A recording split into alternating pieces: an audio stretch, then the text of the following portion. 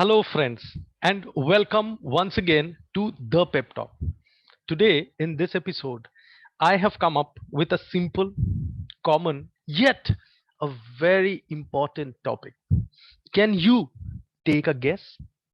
Well, if you have guessed it as communication style, you are absolutely correct. But if you have guessed it as step up communication skills or step up communication style, you are cent percent correct because that is exactly the topic for the day.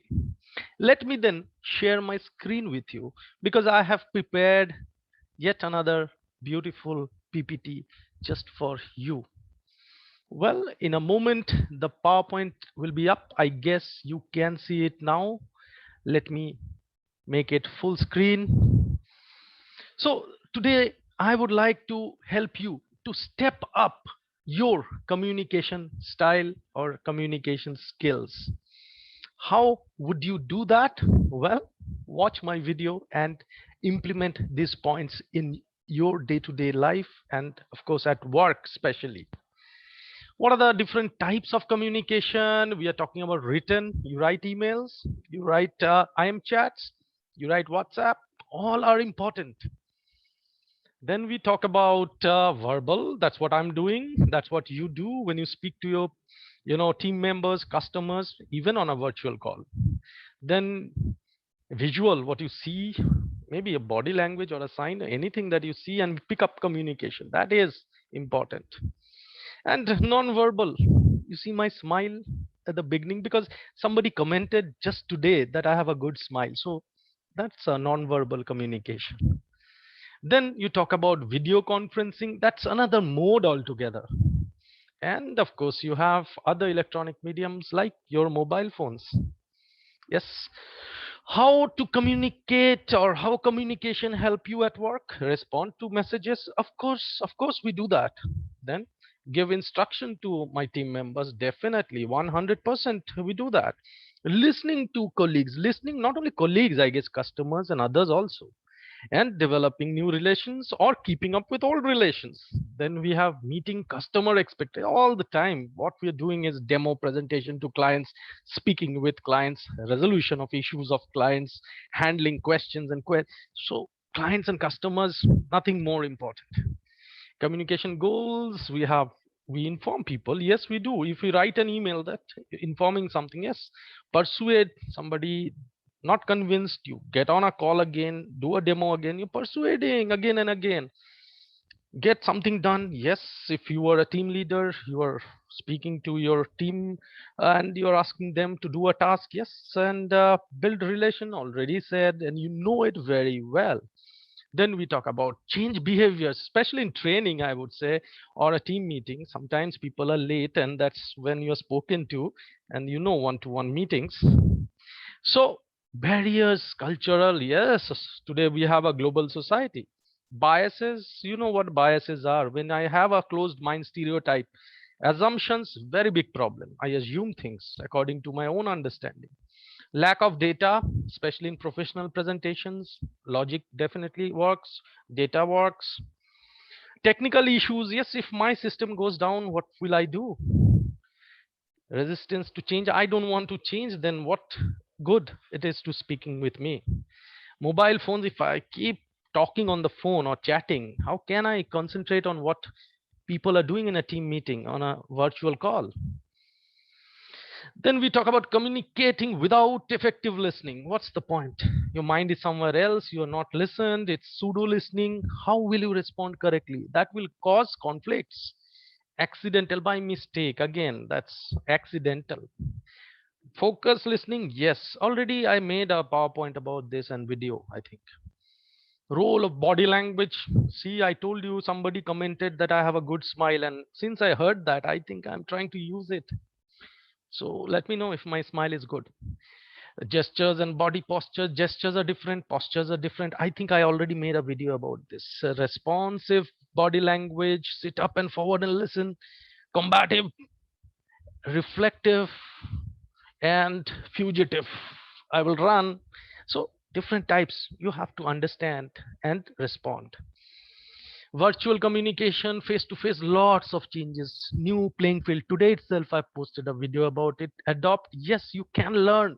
Start learning. This is here to stay. Communicating one to one, communicating one to many in a group, how difficult it is, isn't it? Public speaking or in a video conferencing, handling so many people, it's tough. And one to one is easier, I guess, unless it's a difficult person. Dynamics change, skill sets also change. Do you agree? Yes. Okay, thank you. Then we have communicating under stress. Your system is not working, getting hung, you don't know which button to press. Especially on video conferencing, you get stress, exhaustion, lot of work, 12 hours of work, sleepy. How will you speak? How will you perform? Not possible. Solutions for that: good preparation, prepare well, ready with answers. People will ask questions. Audience send me questions, I make videos and answer.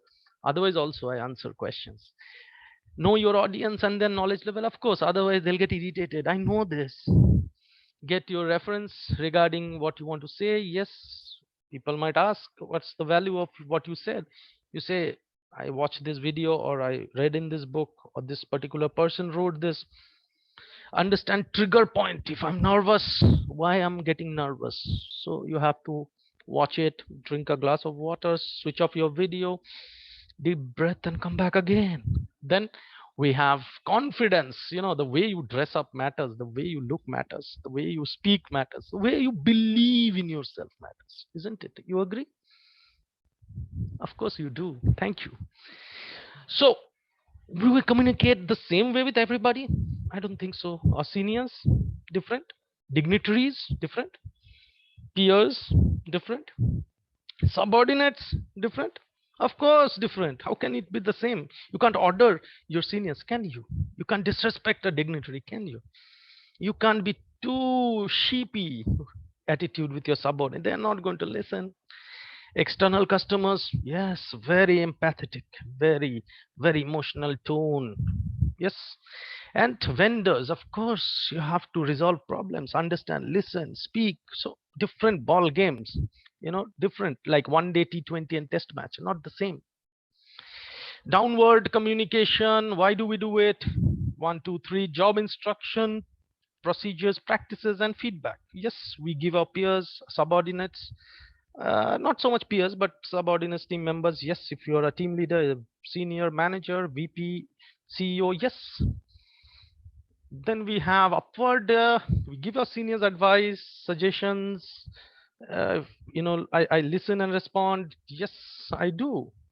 I do. You have to. And then we have, same level. Of course, you resolve problems together, manage tasks by coordinating, share information with each other, be in meetings, resolve conflict, and not let it escalate.